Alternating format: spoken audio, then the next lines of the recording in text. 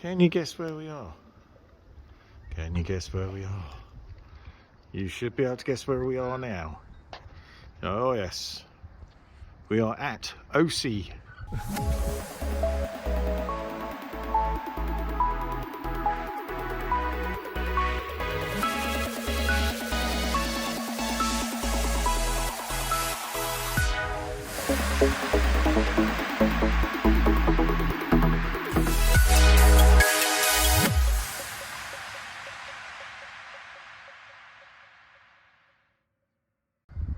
Or Osea, I think it's called Osea. O-S-E-A. Osea. It's got to be in it. Right, anyway, we are here. And believe me, this is bizarre because this is literally half an hour away from where I used to live in La de la Haye.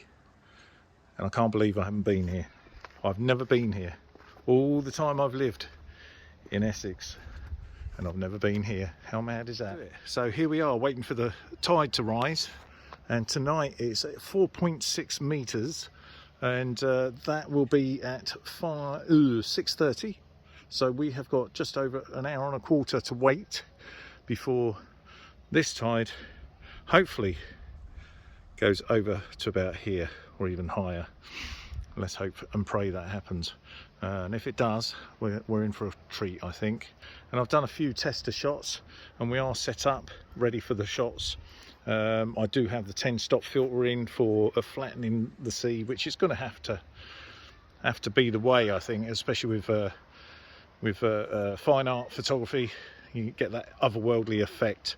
And I love all that long exposure photography, as you well know. Anyone that watches what I do, you'll know that I've been doing this long exposure stuff for many a year, and it's really enjoyable, and I love it compared to just normal standard everyday photography.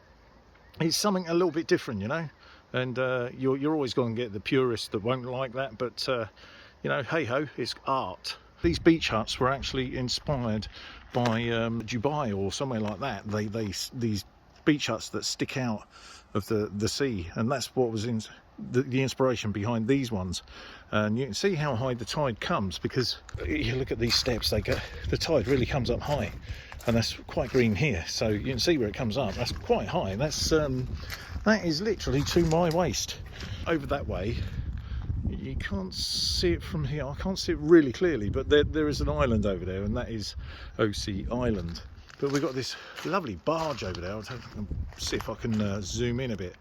There's this lovely barge. Almost reminds me of the Norfolk barges. You know, those barges on the rivers. Oh well, the tide didn't work. It didn't come in far enough, but I think I've got some lovely images anyway, which we'll show you later on. But yeah, should have realised, to be fair, if you're going to have a high tide, Amanda, if you're going to have a high tide, then you know you're best off coming when it's full moon, to be honest, because full moon tends to give a higher tide. I don't know why. I think it's just the way it is, really. Full moon, higher tide, and that's the way it is. So we've come mid-moon, so it's going to be not so good. Well, here I am back at Osea.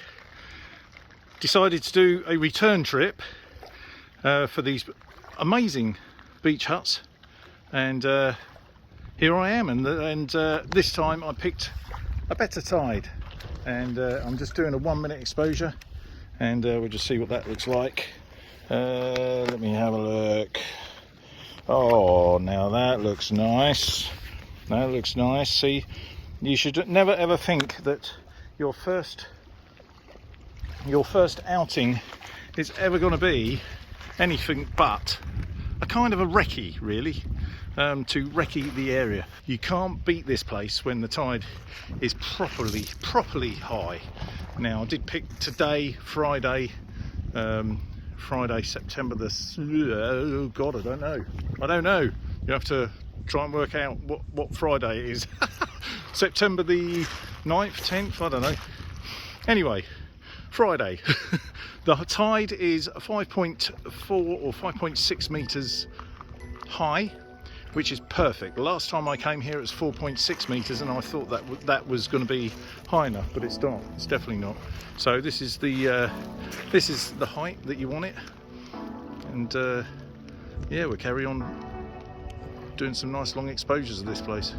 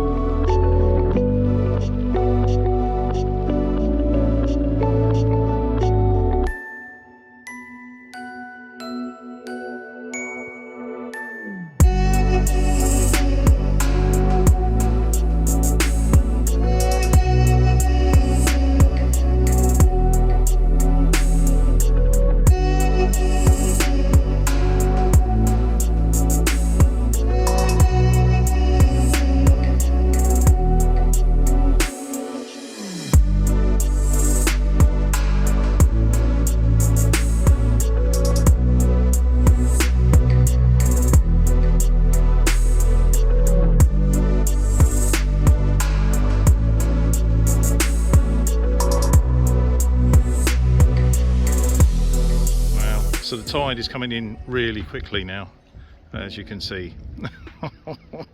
That is coming right in. Good job I got my wellies on, because you do need them. I bought a new edition actually, which Melvin, chap that from video a little while back when I met him, he was using one of these, but it wasn't this particular one. And this is the three-legged thingy, L bracket. And I'm tapping that like I shouldn't really, so I'm gonna have to do another exposure. That was a 1 minute exposure and I'm tapping it. Silly me. That is the three-legged thingy, or three-legged bracket, L bracket, and what that does, it allows the screen to be able to come out and in. This is the three-legged thingy, and it's the new version, and it's fantastic. It's really good, and of course I've got the capture, so I don't have to touch my camera, and I'm doing a 1 minute exposure. So 1 minute will be perfect for the sky to come right over and give us them lovely streaks. But now, bearing in mind, I'll always say this to people, just look at those clouds and look how fast they're coming over before you start doing exposures, because they can be either over exposed or underexposed. That one there is 50 seconds there, and that was enough for those clouds to be streaking past and give me some really nice, gorgeous looking photos there. So that is it, guys. Now look behind me, that's really coming up now. So what I'm going to do is go up to the end here. Now I'm not up the end at the moment, I'm right here, so I've got all these huts to go. Now I'm going to get right to the end there and start photographing those as well.